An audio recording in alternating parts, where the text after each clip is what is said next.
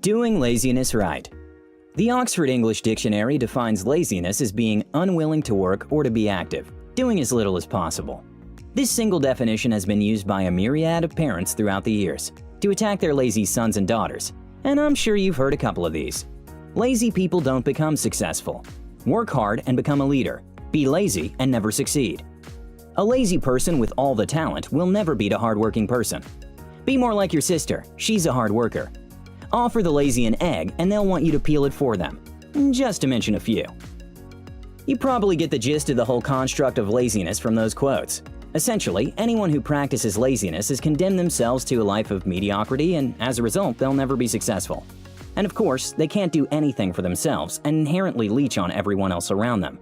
You know, like the guy in high school who for some reason never did his homework and would always copy someone else's work.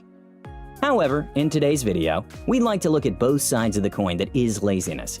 How is laziness bad? Is there an acceptable, even necessary type of laziness? What exactly is creative or strategic laziness? Why laziness is frowned upon? Let's start off here. Why is there a negative connotation attached to the word laziness? Why is laziness viewed as a bad thing? Why do most people believe that laziness is on the opposite end of success? The story of Tony, the lazy mechanic, could explain this. Tony inherited his father's car repair shop, where he works as a mechanic. His customers, family, and friends have labeled him Tony the Lazy Mechanic because of how often and how lengthy his bouts of laziness are. He prefers to play video games and watch TV instead of repairing his customers' cars. This isn't to say that he doesn't do the repairs, he just does them in his own pace and time, which means he puts in as minimal effort as possible in order to get the job done. Tony's habits have placed him solidly in the list of the stereotypical lazy. He does the bare minimum to stay alive. He spends most of his days stuck in front of the TV, which could have been a good thing if he was an acclaimed movie critic or a professional gamer, but he's not. He's a procrastinator.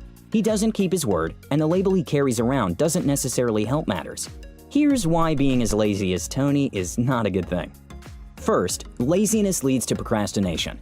Every moment that Tony picks up his gamepad to beat one more level at a game he's obsessing over is time that could have been used to perform his duties. When you postpone a task because you're unwilling to work and want to do as little as possible at the moment, you aren't really taking it out of the picture. You're just simply pushing it forward, and the end result will be either poor performance of the task you were supposed to do, or complete non-performance. This procrastination leads to a lack of reliance on you as a person and on the duties that you're tasked to perform. Seeing as he was raised in a mechanic shop and apprenticed under his dad, Tony does have the skills to perform his duties. However, his lazy habits have made him unreliable as a friend, family member, and a mechanic. Customers can't be assured that they'll get their repaired cars in time, and even if they do, the repairs may have been done in a shoddy manner. His friends can't be assured that he will pick them over his video games, should they need help from him. Similarly, his family can't be assured that he will provide for them because the business, which is their primary source of income, isn't doing very well due to his laziness. Third is the fact that laziness has a negative impact on your health.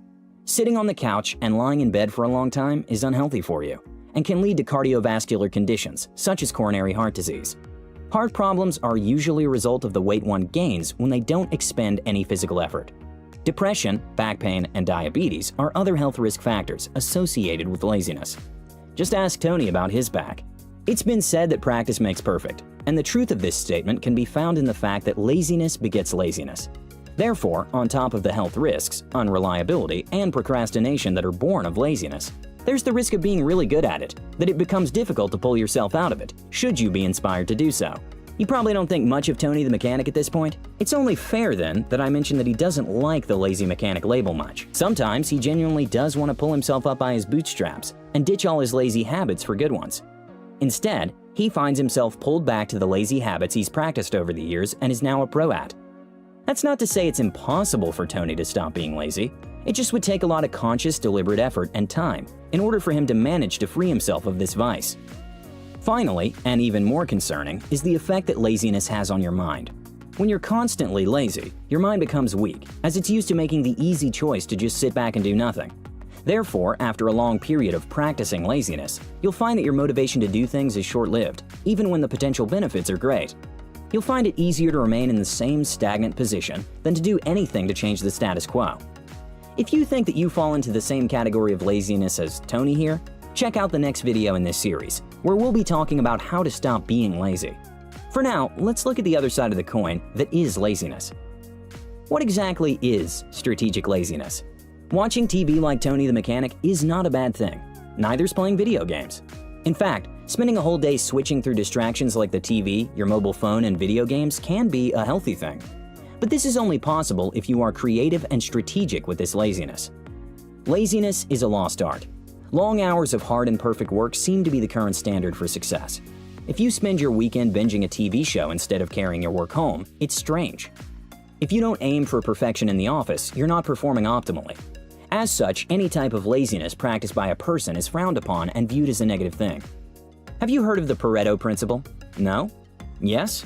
Essentially, this principle states that 80% of the effect in a situation usually comes from 20% of the effort expended.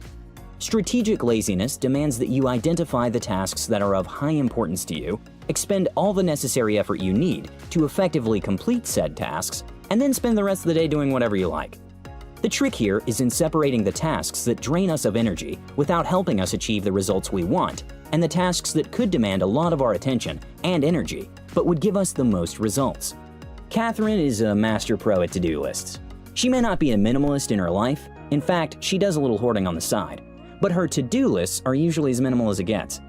The question she asks before putting down a word on her to-do list is whether the task is needed.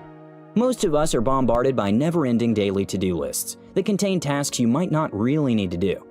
This usually results in either burning out after a day of doing everything and anything, or in absolute laziness because we are afraid of confronting the tasks. Be like Catherine. Make your to-do list as short as possible. Eat a live frog first thing in the morning, and nothing worse will happen to you all day. Mark Twain probably said this in jest, but behind the funny words is a golden rule for those looking to be strategically lazy. Brian Tracy, in his book Eat the Frog, talks about how you should confront your hardest and most time-consuming task first thing in the morning, and the rest will be pretty easy.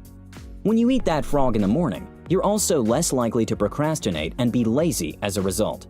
However, when you start with your simplest and least effort tasks, the frog seems scarier to eat as you think about it. Strategic laziness also calls for you to have breaks as you go through your day, in order to recharge and to maintain your productivity at optimal level. When she is working, Catherine takes a 30-minute break every 2 hours to look at her Twitter and to play a game on her phone.